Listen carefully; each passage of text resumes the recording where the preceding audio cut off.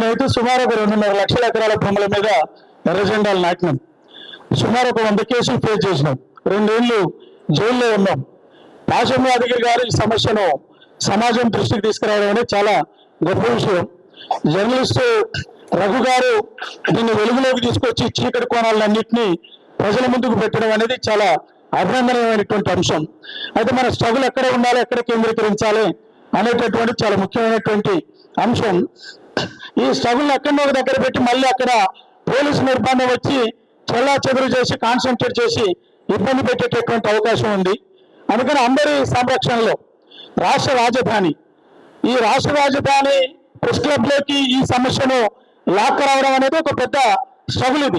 ఈ స్ట్రగుల్లో యాదగిరి అన్న గొప్ప పాత్ర నిర్వర్తించాడు. తర్వాత దీంట్లో పర్వతాల గారిని కూడా బాగా అభినందించాలి.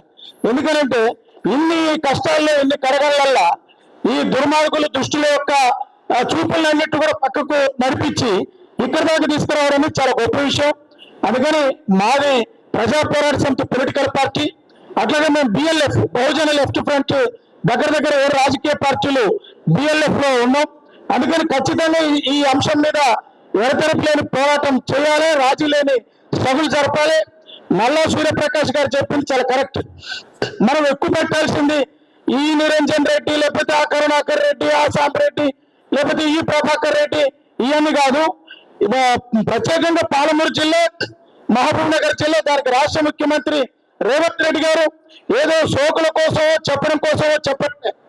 రేవంత్ రెడ్డి గారి మధ్య ఒక స్టేట్మెంట్ నేను చూసిన, ఫలానా జిల్లా కలెక్టర్ ఫలానా కుటుంబానికి రక్షణగా ఉంటారు, మేము కూడా రక్షణ ఉంటామని చెప్తున్నారు. అది ఏమి ఇబ్బంది అండి ఇది?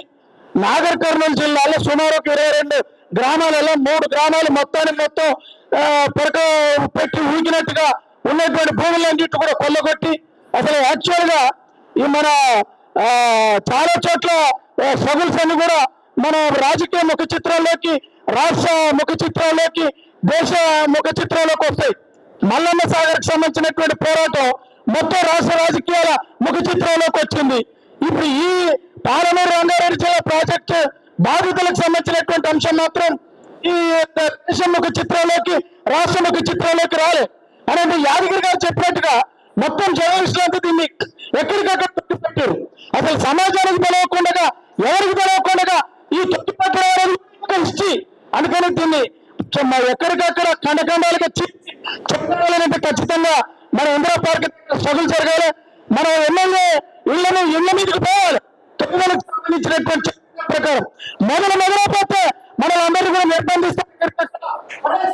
అంతా కూడా ఉచ్చస్థితికి పోయినప్పుడు ప్రజలందరి దృష్టి పోయినప్పుడు మనం చెప్తాం.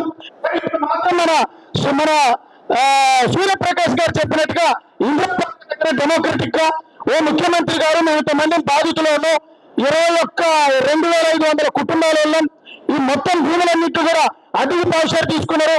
సర్కారు యొక్క బలపరచడం వల్లనే కొన్ని ఫైనాన్స్ కంపెనీల పేరు మీద మా దగ్గరకు వచ్చి ఇట్లా ఇచ్చినట్టే ఇచ్చారు. మళ్ళీ ఇక్కడే మా డబ్బులన్నింటి 100 కోట్ల రూపాయలు కూడా దాచుకొని వేరే దాంట్లో పెట్టుబడి పెట్టి దొంగలందరూ కూడా ఈ రకంగా దాచుకున్నారు. చాలా వాటిని చూస్తున్నాం.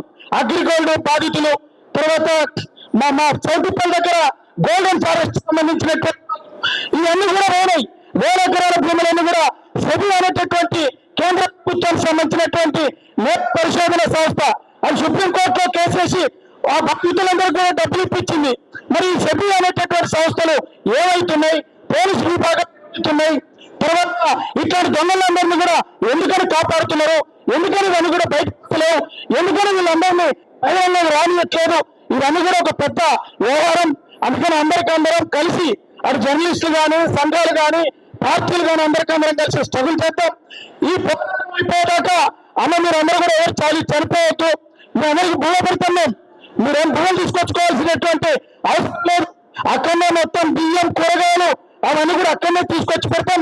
మీరందరూ కూడా ఇందిరా పార్క్ దగ్గరనే ఉండాలి, అక్కడనే స్నానాలు చేయాలి, అక్కడనే వండుకోవాలి, అక్కడనే తినాలి. మొత్తం పరిస్థితి అయ్యాక అక్కడనే ఉందాం. మీ సంఘీభావంలో ఒక కమిటీ వేస్తాం. ఆ సందర్భంగా భోజనాలన్నీ కూడా అక్కడనే వండుకొని తిందాం. అక్కడనే స్ట్రగుల్ చేసి మొత్తం స్ట్రగుల్ చేయకపోతే ఎవరు కూడా ఈ హైదరాబాద్ నుంచి కదిలి వెళ్ళిపోవద్దు. మీ కుటుంబాల నుంచి కూడా ఇక్కడికి రప్పించండి. మొత్తం డబ్బులన్నింటి కూడా ఈ సర్కార్ పరిష్కారం చూపించేదాకా కలిసి పోరాడతామని సందర్భంగా తెలియజేస్తున్నాం.